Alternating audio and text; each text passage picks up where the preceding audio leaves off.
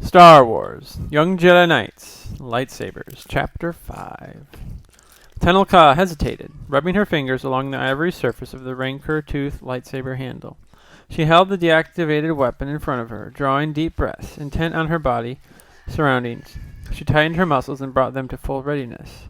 Jungle sounds filled the clearing, the whisper of breezes ruffling leaves, songs of insects and flutter of birds in the canopy. She centered her thoughts, making sure her reflexes were primed and ready for action. Tenelclaw relied on her body and pressed it to its limits. But she always knew how far she could take it. So far her muscles had never let her down. Slowly she opened her cool, granite gray eyes and looked at the young man who stood in front of her, ready for the next duel. He grinned at her. Good against remotes is one thing, Tenelclaw, Jason said, but good against real opponents? That's something else. This is a fact. Pressing a button, Jason switched on his lightsaber. The emerald green blade sprang forward, snapping and glittering with power. Hey, I'll try not to be too hard on you.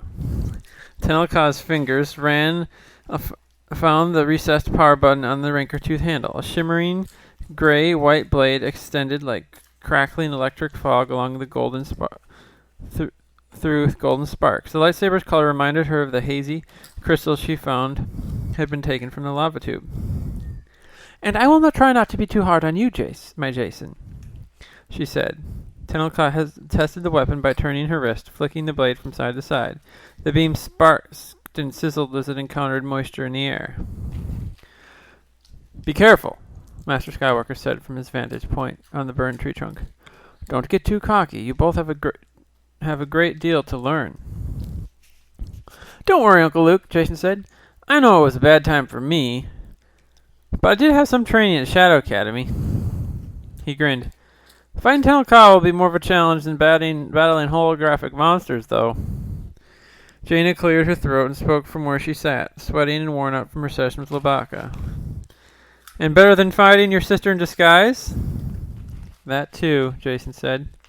Tenelclaw flicked on her lightsaber, back and forth again, taking a step closer to Jason. She squared her shoulders, knowing that she stood taller than her good-humored friend.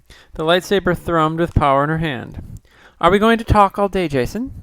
Or will you leave time for me to defeat you before morning is over?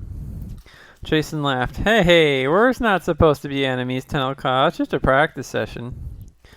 She nodded. This is a fact. Even so, we are opponents. She swung her lightsaber slowly enough that he wouldn't perceive it as a real attack, but instinctively Jason brought up his own weapon. Their blades intersected with sizzling force. Jason blinked in surprise, then drew back and struck against her nebulous gold-shot blade, testing. All right, then let's go, Tenelclaw. She deftly sidestepped the thrust and returned with a parry of her own as she stumbled to regain his balance. Had he been a real enemy, she could have finished him then, but she pulled her blade aside for a split second just to demonstrate that Jason had let his guard drop, a lesson a Jedi Knight would need to learn to avoid defeat. Unexpectedly, Jason whirled and came with a backhanded strike that forced her to retaliate. I figure we should do something about the lack of confidence you got, Tenelclaw, Jason said, still grinning. I have no such lack, she said, and found that perspiration had broken on her forehead. She swung as Jason caught her blow on his blade, laughing. She noted the degree of strength he used, the speed at which he maneuvered his weapon. They clashed again. Her cheerful friend, usually so scattered and disorganized, was giving her a surprisingly difficult workout. Hey, Tenelclaw, Jason says he struck twice more, as if he always held conversations while fighting with a lightsaber. You want to know why a Wampa snow monster has such a bit long arms? He paused for a beat. 'Cause his hands are so far away from his body. Labaka grinned with miserable laughter, prompting the little droid in his waist to speak up in a teeny voice. I fail to perceive the amusement value in Jason's explanation of a zoological anomaly, EMTD said. Your jokes cannot distract me, Jason, Tenelclaw said, swinging her lightsaber once more.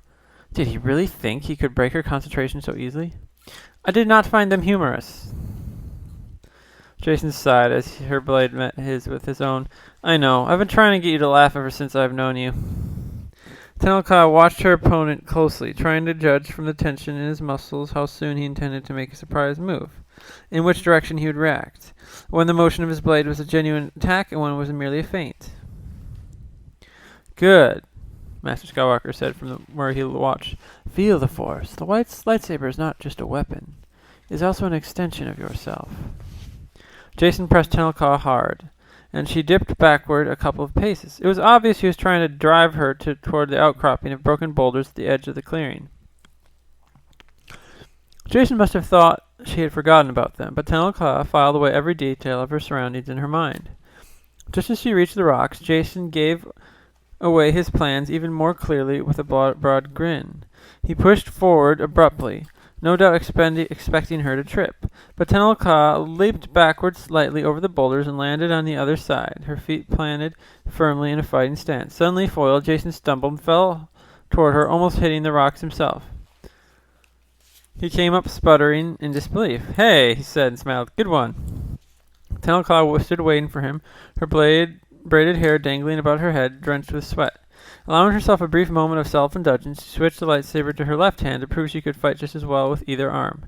She had practiced equally with her right and left hands, knowing it might be useful skill sometimes. Show off, Jason said, and after a heartbeat of hesitation, he switched his own blade to his left hand and charged at her, swinging hard with the emerald green lightsaber. She raised her own misty white and gold blade, struck at him, then struck again. Sparks flew as the blades met. When Jason laughed with exhilaration, she allowed herself a satisfied grin as well. You're a good opponent, Jason Solo, she said. You bet I am, he answered. Tenelka knew her skill was based on her prowess, her physical ability. Though she had constructed a fine lightsaber, she would become a great warrior because of her abilities, not because of any strength of any weapon, no matter how powerful. Jason's lightsaber pressed against hers, and she took a step back. They stood deadlocked, slamming energy blade against impermeable energy blade. Fiery electricity crackled, and the air thickened with the sharp scent of ozone. Tenelka pushed with all her strength, but Jason countered with equal force. Her palm was sweaty, but her hand maintained its grip on the rancor-tooth handle. Inside, the components of her lightsaber vibrated, as if struggling to maintain the full energy of the blade, while Tenelka pressed so furiously against an equally powerful weapon. She pushed harder. The handle rattled. Jason grinned at her. I hope you don't expect me to surrender too easily. Perhaps you should, she panted, and pressed harder, ignoring the strange, unsettling sensations from her weapon. She gritted her teeth, her arms strained, the lightsabers whined and buzzed. Jason shoved back with all his might. His eyes glittered with the effort.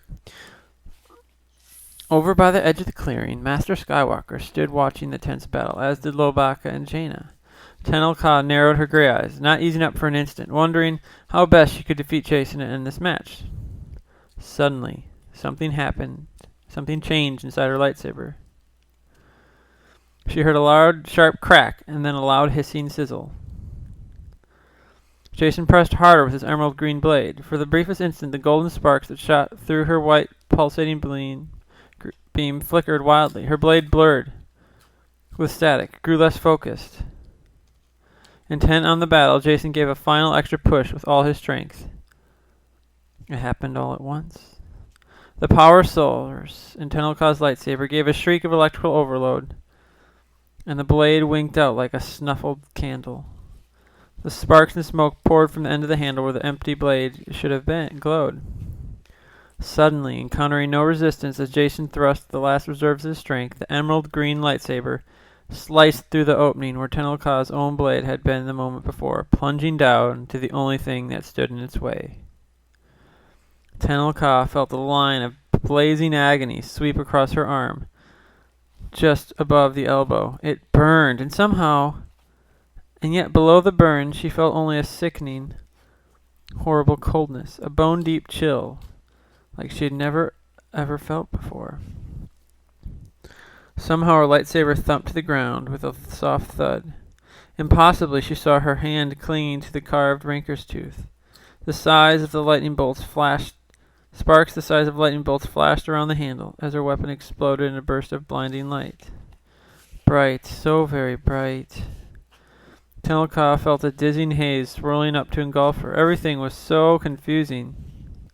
Jason screamed something she couldn't understand. Tenelka hoped immensely that she had not hurt him.